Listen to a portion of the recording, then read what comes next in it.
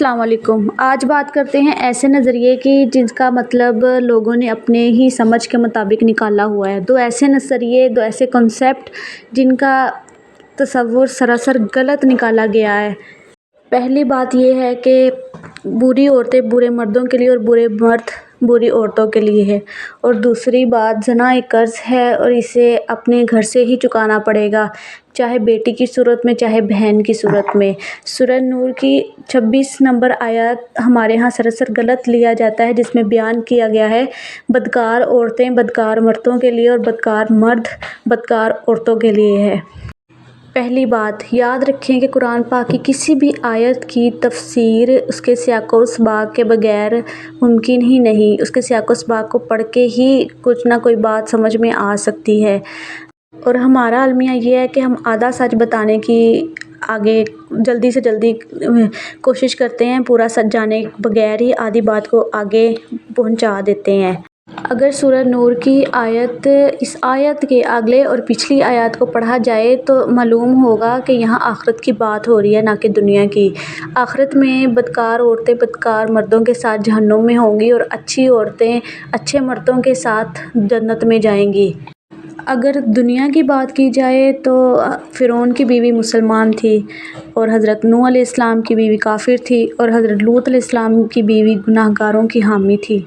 لہٰذا اس آیت کا ترجمہ اس کی تفسیر سے اس کے سیاق و سباق کو سمجھ کر ٹھیک سے لیں۔ ان آیات میں دنیا کا ذکر نہیں ہو رہا، ان میں آخرت کا ذکر ہو رہا ہے۔ آخرت کے لیے یہ آیات ہے کہ آخرت میں اچھے مرد اچھی عورتوں کے ساتھ اور برے مرد برے عورتوں کے ساتھ ہوں گے۔ دوسری بات زنا کا قرض اپنی بہن یا بیٹی کی صورت میں گھر سے چکانا ہر صورت۔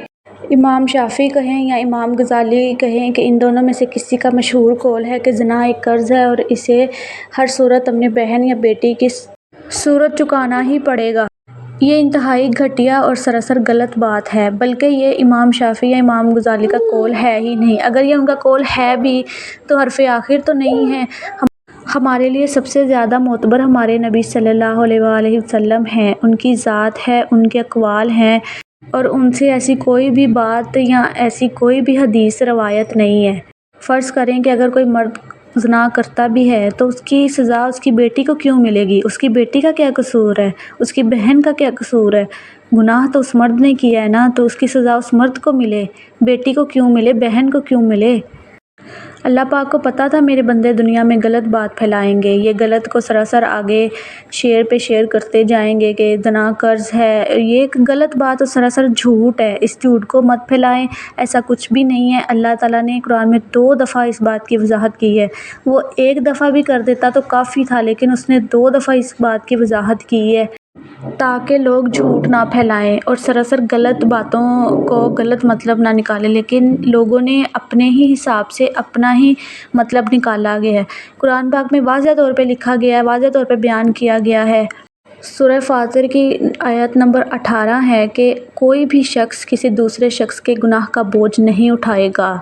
تو اس سے یہ بیان ہوتا ہے کہ کسی ایک کے گناہ کی سزا کسی دوسرے کو نہیں مل سکتی، چاہے پھر باپ کی سزا بیٹی کو کیوں ملے، چاہے پھر باپ کی سزا بیٹے کو کیوں ملے، بیٹے کے گناہ کی سزا آگے باپ کو کیوں ملے۔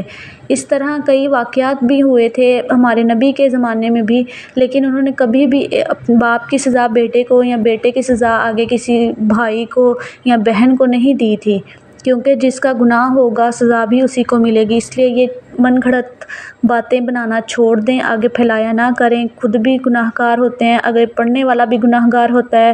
اچھی باتیں سرچ کیا کریں، سرچ کر کے مکمل طور پر تحقیق کیا کریں اس بات کی کہ واقعی میں یہ ایسا ہی ہے، ایسا ہی ہوگا ہمارے ساتھ، پھر آگے لوگوں کو بتایا کریں، صحیح بات بتایا کریں تاکہ لوگ بھی دین اسلام سے گمراہ نہ ہوں۔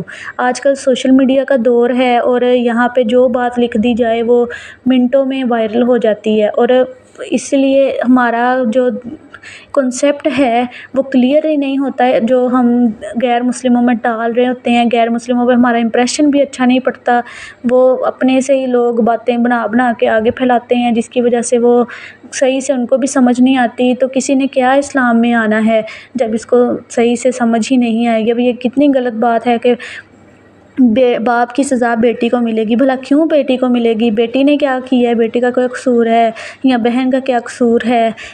اگر آپ نیک عورت ہیں اور آپ کو نیک مرد نہیں ملا تو اللہ کی مصلحت سمجھ کے چپ کر جائیں. فرعون بھی تو تھا نا بدکار، اور آسیہ مسلمان تھی اور اس کو جنتی عورت قرار دیا گیا تھا. اسی طرح آپ بھی اللہ سے دعا کریں، اللہ آپ کو جنتی بنائے. اپنے ہم سفر کے لیے دعا کریں کہ اللہ اس کو نیک بنائے، ماضی جیسا بھی ہو لیکن آگے کی زندگی ساتھ ہی چلنی ہوتی ہے. اس لیے اللہ سے اپنے لیے اور اپنے ہم سفر دونوں کے لیے یہی دعا کیا کریں کہ یا اللہ ہم دونوں کو ہی نیک بنائے اور ہم دونوں کو اس قابل بنا کے ہم نیک اولاد کی پرورش کر سکیں. خوش رہیں، خوشیاں بانٹیں، آباد رہیں، اپنے گھروں کو آباد رکھیں، اپنے پیاروں کو خوش رکھیں. اللہ حافظ.